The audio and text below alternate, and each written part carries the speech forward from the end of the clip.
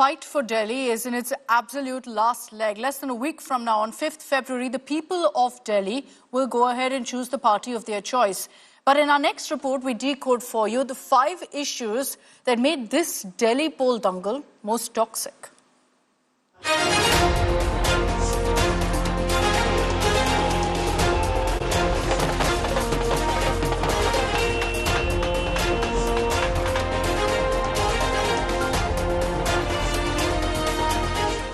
Countdown to Delhi poll dangle has begun.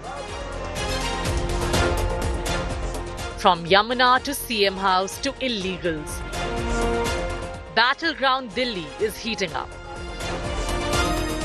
And it's toxic politics over Delhi's lifeline that's dominating the discourse. Arvind Kejriwal did promise to clean Yamuna in his first poll promise a decade back. 2025 was the deadline promised.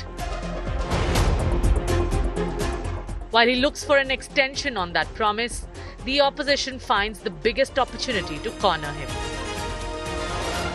अगर एक मुख्यमंत्री के रूप में मैं और मेरे मंत्रीगण प्रयागराज के संगम में स्नान कर सकते हैं, तो मैं पूछना चाहता हूं, दिल्ली में आम आदमी पार्टी के अध्यक्ष से अरविंद केजरीवाल जी से मैं पूछना चाहता हूं, क्या यमुना जी में वह भी अपने मंत्रियों के साथ जाकर के स्नान कर सकते हैं क्या?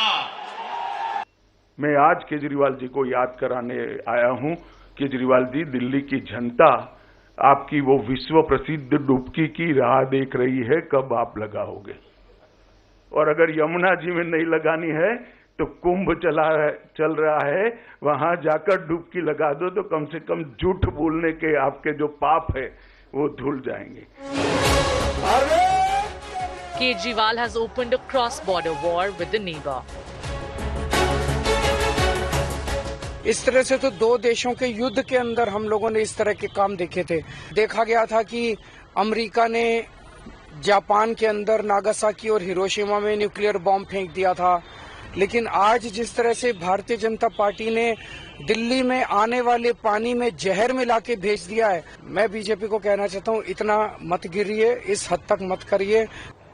यही वो यमुना, जिस यमुना के अंदर एक कालिया नाग रहता था। From Yamuna to Sheesh Mahal, AAP continuously finds itself on the back foot. Liquorgate allegations were a constant thorn on the side. उन्होंने कहा था कि रिहायशी क्षेत्रों से हम शराब की दुकान बंद कर देंगे। केजरीवाल जी, आप रिहायशी क्षेत्र छोड़िए। आपने स्कूलों को नहीं बख्शा, मंदिरों को नहीं बख्शा, गुरुद्वारों को नहीं बख्शा। और इस शराब का घोटाला दिल्ली के शिक्षा मंत्री ने किया है। देश भर में कई घोटाले हुए, मगर मैंने किसी शिक्षा मंत्री को शराब का घोटाला करते हुए नहीं देखा। To counter, AAP did what it does best.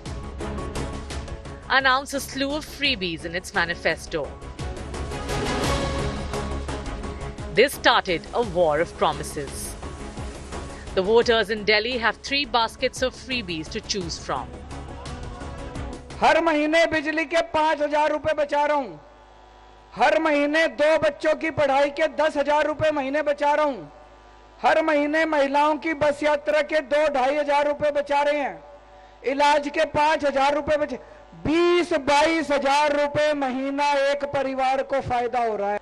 गलती से कमल का बटन दबा दिया तो दिल्ली में रहने लायक नहीं बचोगे, दिल्ली छोड़ के जानी पड़ेगी। कहां से लाओगे 20,000 रुपए महीना? अरविंद बाबू, आप जब बोलते हैं तो ऐसा लगता है कि आप खैरात बांट रहे हैं, और हम जब बात करते हैं या माननीय प्रधानमंत्री बात करते हैं या हमारे माननीय राष्ट्रीय अध्यक्ष बात करते हैं, तो हम संपूर्ण समाज को साथ लेकर समग्र विकास की बात करते हैं, वर्ग विशेष के सशक्तिकरण की बात करते हैं, सुविधाओं के माध्यम से समाज के हर व्यक्ति को खड़ा करने की बात करते हैं। ये आपकी समझ में नहीं आएगा। But all of it is for the voters of Delhi. And that's where BJP has found another issue to pin AAP down. Alleging that illegal immigrants are part of the voter list.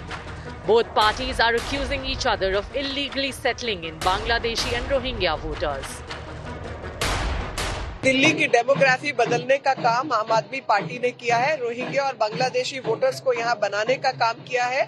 इनके विधायकों की मोहर और हस्ताक्षर के बाद ऐसे तमाम लोग पकड़े गए हैं जिनके फर्जी वोट्स बनवाए हैं। लगातार देश के जो रिसोर्सेज हैं उस पे विदेशी कब्जा कर रहे हैं और यही इनका आधार है कि वोटर लिस्ट को मैनिपुलेट करना। बीजेपी की एमपीज के घर से 30-30, 40-40, 20-20 वोट नए वोट बनने के लिए एप्लीकेशंस गई हुई हैं। इलेक्शन कमीशन भी मिला हुआ है, बीजेपी भी मिली हुई है। सांसदों के घरों से 30-30, 40-40 वोट और डीएम, लोकल डीएम जो है पत्रकारों को उसकी जस्टिफिकेशन देगा, तो चुनाव की प्रक्रिया में सैंक्टिटी कहां बच गई? Which of these poll issues will resonate with the voters? Delhi will decide on February 5. Bureau Report, India Today.